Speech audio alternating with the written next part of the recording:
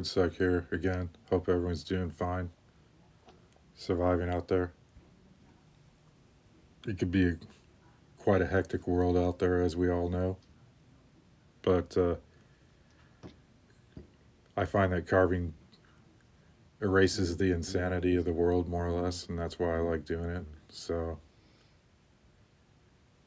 I'm sure you guys all have similar reasons for carving. Takes you away from the daily doldrums of life, and you go into that special place more or less. The zone, as I call it.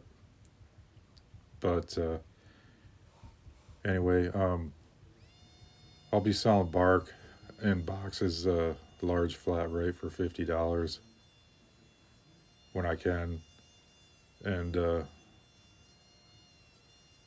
right now I'm getting ready to go back to West Coast because I have to go back to do some work on my property. Plus also I got some job at the farm I got to deal with. I got to do some work there as well. So I'll be kind of multitasking here this springtime.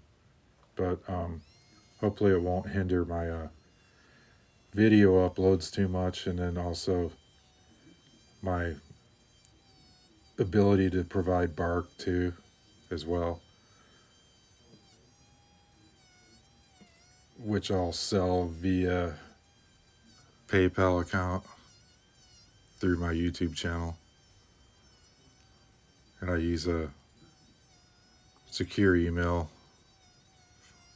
address, so if you guys want to send your shipping info and stuff like that. But if you use a PayPal, your address will be up there as well too, so that might be a little bit redundant, but nevertheless we'll work something out. So we'll get a box to you nevertheless somehow. Yeah, here's a pine knot from my property, one of the last ones before everything got burned up. And I'm using the Dremel 370 on this one. It's the go-to Dremel tool when I'm starting to rough out things with some saber-tooth burrs on it. They're the coarse kind, the green style ones. And then I'll switch down to smaller burrs after this base gets roughed out. This video is going to be a multi-part series. This is part one, doing the rough out. I didn't feel like doing everything in a compressed format, so this one's sped up twice speed. And almost like unedited. There's some edits I did to it, but pretty much uncut footage more or less, with some small snips here and there. But other than that, yeah, I got the part two almost ready too, so I just gotta throw some narration on that one, but it should be up pretty soon as well. Yeah, I just didn't feel like doing much editing. It's more like a uncut version video now,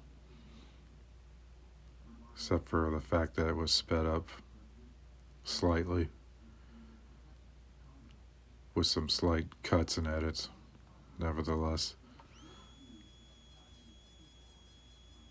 But yeah, this is a flame burr saber-tooth right here,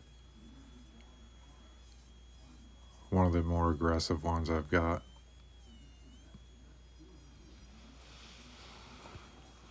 It makes pretty short work of a rough out. And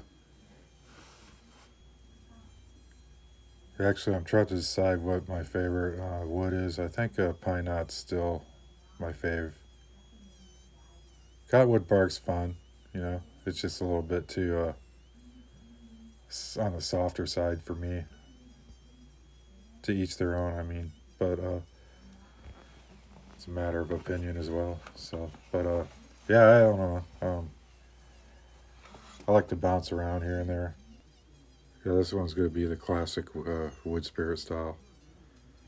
Kind of grizzled old guy. Maybe he hasn't had a bath in a few weeks or something like that.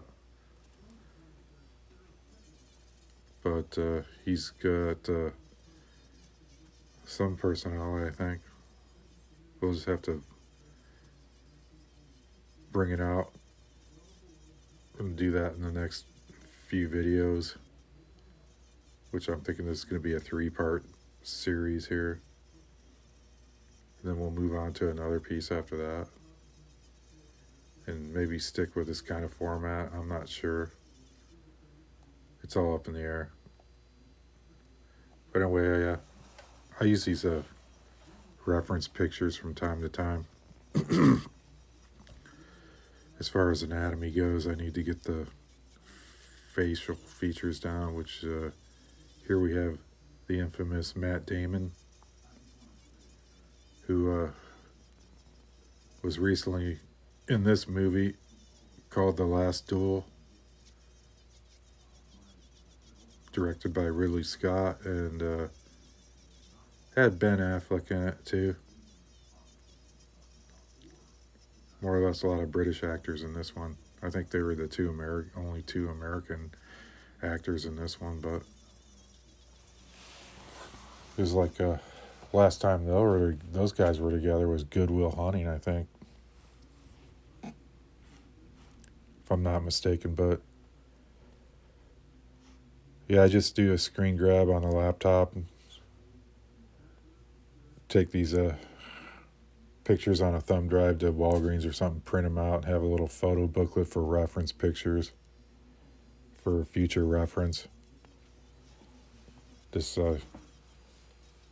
because sometimes when you're carving, you can use your memory and stuff like that, but sometimes you have to refer to a real picture because it's hard to duplicate sometimes certain aspects of the human face without looking at reference imagery. Another way to deal with that is if you want to take pictures of yourself looking in a mirror pulling faces, that's another good way of doing it.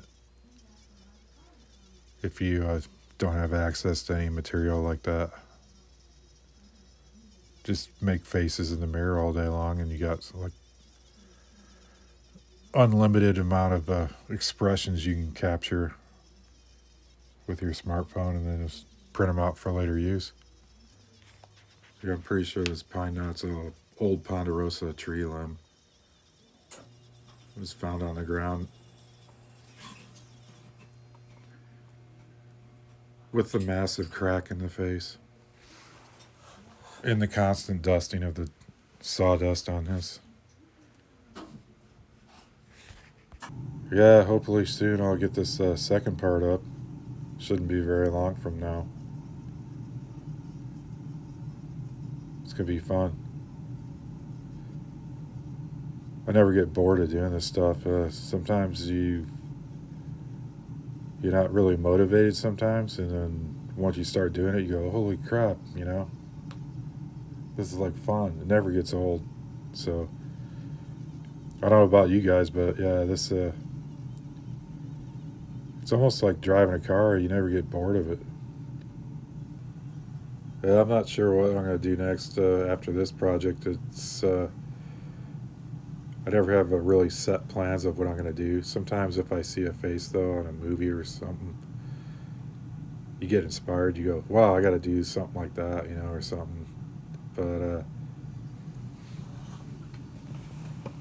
otherwise, I don't follow a strict regimen for carving, more or less. It's whatever you feel like doing it, right? I mean, just don't do something if you feel like you have to do something. Do it because you're inspired, more or less. That's the way I see it.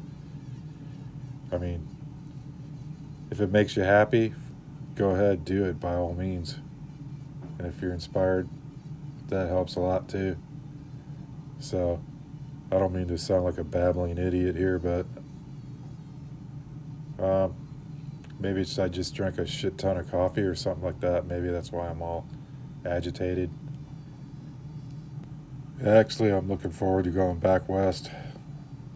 Hopefully I could score a boatload of cottonwood bark on the way back out. Have to load up my pickup truck. Actually, I'd like to get a massive trailer one day and just go out there and scour the whole western U.S. Make a road trip. That'd be kind of fun. Yeah, western U.S. is especially up in the mountain areas. It's mostly conifer trees. Not much cottonwood trees out there. So I'm gonna have to keep my eyes peeled when I'm going through Nebraska or something like that. I thought I saw a bunch of stuff along the Platte River. We'll have to check it out.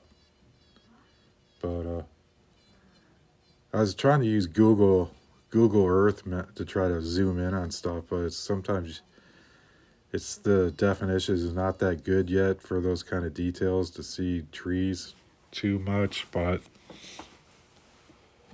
we'll see. It's basic. The best way to find this stuff is like with your own eyes out there in the wild. So, but like I've been researching, cottonwood trees like to live near water, so that's a key factor in itself when you're looking for the stuff. And the older the tree, the better the bark is, because the bigger the tree, the bigger the bark, more or less. That's the way it is.